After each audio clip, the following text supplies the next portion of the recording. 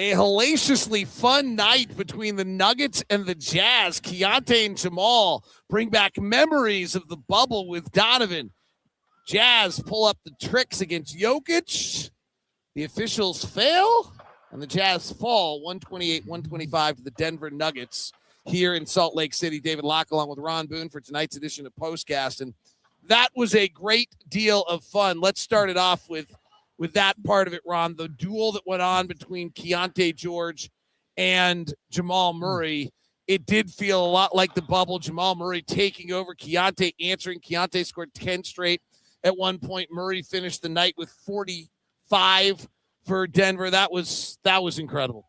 Both of them were outstanding. It was fun to watch because you got your star player making plays and got the crowd on their feet. I mean, and the big plays is made at the right time, it seems like, and especially there in that early part of that fourth quarter. But this is probably one of the most exciting games he's had all season long here. I mean, one of the biggest story of the year for the Utah Jazz is the emergence of Keyonte George. I believe that without the Ryan Smith kind of, in fairness, Ryan Smith was on a radio show with Tim Lacombe and kind of said this is not true, so he's probably accurate. But I'm a believer that the Jaren Jackson trade doesn't happen without Keyonte George having the year Keyonte George is having. This was a reminder of how good Keyonte George can be. Yeah. The growth of Keyonte, and you're absolutely right. And especially he's coming back off of an injury. And, boy, he just didn't take him long to get his game back, after, one game removed from his injury. It didn't take him long to get it going. And the ability he has right now to draw contact, get fouls, slither through the smallest of spots, play in little gaps, really impressive. Yeah. Now I'm looking at this from a jump shooter standpoint, and the fact that he's really improved his jump shot, going left, right, 3-point shooting. Now has made that dribble drive a little bit easier. Easier is not the right words for that, but it's made him more confident in his overall scoring, because now he can drive to the basket. I know he didn't get to the free throw line like he normally does tonight. What did he have? Five rebounds. So five instead of 7, right? Yeah, which is respectable. His shot distribution tonight's pretty perfect. 22 shots, 9 threes, 5 free throws. Like if you could have gotten maybe take it to 21 shots and have 7 free throws and 9 threes out of the 21, that's about perfect right there. That's exactly what you want out of your guard. Jamal Murray tonight took 19 shots, 13 of them threes, 12 free throw attempts. He went 8 of 13 from 3 for 45 points. He was, and really the Jazz knocked Jokic out of his game, and Jamal Murray took over the game. Do you think they frustrated Jokic a little bit to the point where he just started complaining to the officials? But thank goodness that the Denver Nuggets had Jamal Murray, because he made some beautiful, tough shots that you expect your star players to come up with. And from backing guys down, shooting over one shoulder or the other. How about the 2 tough threes that he made, falling out of bounds deep in that right corner, where I don't think it's a very good percentage shot, right, but he's made 2 of them tonight. Back to Keyonte for a second. For Keyonte to be this successful without Lauri, without Jaren Jackson, I think that's important that he, despite not really having a supporting cast, it also I think exposes how bad Tim Hardaway Jr. and Nikola Jokic are in defense, because the Jazz were getting them involved in just about every play. And without Aaron Gordon as a secondary rim defender, Peyton Watson as a secondary rim defender, Denver's not a good defensive team. But he exposed that, was every bit as good. I mean, Jamal Murray was probably the best player on the floor, but Keyonte was in that stratosphere. And I don't mean this, I just want to put this in contrast. We've watched the other players on the Jazz play in these games. They can't do what Keyonte did tonight. Keyonte showed where he is and how much further ahead he is and how much better a player and where he is in his stratosphere than the other Jazz players who, even when they're getting the opportunity, cannot go do what Keyonte did tonight. I don't have a lot to add to that, other than you can throw Brown into that mix of him taking advantage of Brown here tonight there as well. But his confidence level is so high, and Jaren Jackson has to be very excited watching this, knowing that next year that, I'll be playing with this guy. He's played with a very talented Ja there in Memphis, but it's a different player. totally different player than Ja. Very much so. Other guys stood out. Elijah Harkless, I bet, won over a lot of hearts and minds tonight. We'll talk about that. Defense on Jokic, and what the heck were those calls late in the game? That's all coming up, continuing. Jazz fall to Denver tonight, 128-125 in a fabulous game.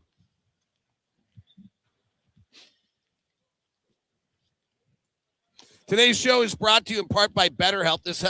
This episode is sponsored by Betterhelp. March is time to celebrate women, especially around International Women's Day, and to recognize how much they carry at work, in relationships, in families, in all the unseen roles they step into every single day. So it's easy to celebrate that strength, but it's just as important to make space for their emotional well-being. And honestly, that goes for all of us. So whether it's a mom, a sister, a teacher, whatever it might be, think about how much she carries and what she does for everyone, the roles they play, the expectations they carry, the pressure they don't always talk about. Therapy can help with all that, creating balance, setting healthy boundaries, and supporting your overall well-being. With over 30,000 licensed therapists and more than 6 million people served worldwide, BetterHelp is the world's largest online therapy platform, and it works. Fill out a short questionnaire, get matched with a licensed therapist, and it's not just rights. You can switch at any time. Your emotional well-being matters. Find support and feel lighter in therapy. Sign up and get 10% off at betterhelp.com/lockedonnba. That's betterhelp.com/lockedonnba. betterhelp.com/lockedonnba. Today's show is also brought to you by FanDuel. FanDuel's bringing it to you with the college basketball, nonstop, big games, tight spreads, momentum swings every single night, from early tip-offs to late night West Coast shootouts. There's always action on the board, and now FanDuel is giving you a way to turn that energy into bigger potential with wins in a college basketball parlay profit boost. You can build any college hoops parlay you want, rivalry games, ranked matchups, whatever you need. You mix spreads, totals, player props, apply the profit boost, and instantly bump up the potential payout. Go safe, go bold, ride your team you're following all season. It's your parlay, your style. Now, more upside behind it. Head to FanDuel.com. That's FanDuel.com. FanDuel.com, the official sports book of Locked On. Are you looking to go through the hiring process right now? Because Indeed has the answer for you with Indeed's sponsored jobs. Indeed's sponsored job, workplace chaos, deadlines stacking up, inbox overflowing. Indeed sponsored jobs helps you reach the people who actually fit you while you're looking for skills, experience, and location. So you're just not hoping to get the right candidate. You get the right candidate. So if your hiring spends less time searching, more time interviewing candidates, you can check all the boxes with Indeed sponsored jobs. Spend less time searching, more time actually interviewing, less stress, less time, more results. When you need the right person to get cut through the chaos, this job is there for you with Indeed sponsored jobs. And listeners to this show will get $75 sponsored job credit to help get your job the premium status it deserves at Indeed.com/podcast. Go to Indeed.com/podcast right now and support our show by saying you heard all about Indeed on this podcast. It's Indeed.com/podcast. Terms and conditions do apply. Need to hire. This is a job for Indeed sponsored jobs. Indeed sponsored jobs. What did the Jazz do to Jokic, Ron Boone? Let me ask this question too. Yeah. Is Denver a half-court team? Let me look. Well, I mean, yes, I think they are because they want to get it in Murray and Jokic's hand, but I think they run a little bit. No, they are a slow pace of play generally team.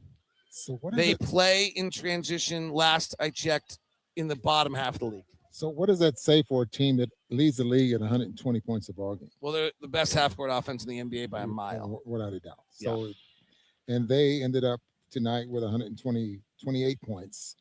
And the big thing for Alleman was to take away the Jazz pace because they wanted to play their style, a little slower pace. Can we comment on this for a second? Sure, let's do that. The Jazz don't play that fast. I don't know. And I was wondering about that as why well when he people keep made talking about when he this. made that So comment. here's why this is going on. Okay, we don't want to get too lost in this, but there's a stat out there that's pace of play, and the Jazz are second in pace of play, and it's because they're the second fastest that people take a shot on defensively in the NBA. Their defense, teams score fast against Utah. Therefore, it's a fast pace of play game because teams go after a made basket, teams score the second fastest of any team in the NBA against the Jazz. After a miss, they score the fifth highest pace, and after a turnover, they score the second pace. But the Jazz are not that fast. The Jazz are 13th, 8th, and 5th. The Jazz are not there. The Jazz average possession length is 13th in the NBA. They're not that fast. Interesting. Very interesting, as a matter of fact.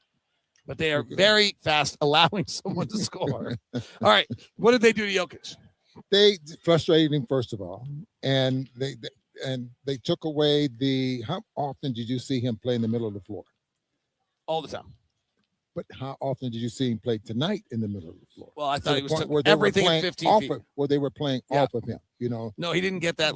Did not get that. And I thought that was a great strategy.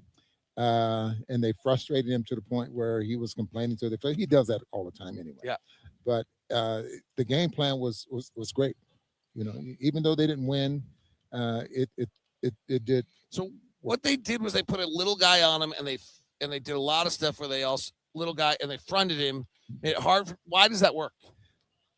Why does it work? Yeah, it was well executed. But why did it work? Well, because they were doubling with a big man, and little guys get under your legs and they can fight you for position, and obviously it was a model from last year or 2 years ago when it was last year Caruso and Western so Finals. Let's try this and see if it works. We got the perfect person in Harkless who will fight you and move his feet, try to stay in front of you, made it frustrate you a little bit, and obviously it worked. And fourth quarter was all free throws, wasn't it? I got the fourth quarter right here. What am I doing? Yeah. Jokic, went 6 of 7 to line, 1 of 2 for the field. Yeah, so was it. I mean, did not score in the third quarter. All right. If you take the head off of a snake, yep. Now you have to make guys like Murray beat you. It'll be interesting. I'll text you. We'll look at the plane tomorrow. How many touches did Jokic get tonight? He gets 100 tonight. Didn't feel like he got his usual amount of touches tonight. It felt like there were a lot of possessions. So how many did he get? I don't know. That'll be interesting to find out, because they didn't really play off of him. I think in this ball game. What do you think of the calls late in this game? I thought, and I could agree with Jokic in some respects. On the block? He did. No, not necessarily the block. I'm just from the physical play, the way they were playing. I mean, getting on his legs and backing down, and there was a lot of that, but it looked legal. Right. So, but there's 2 calls late. There's one, it doesn't come out to hurt the Jazz, but Jokic basically tackles Filipowski and drives him into the ground. They call a foul on Filipowski. Right.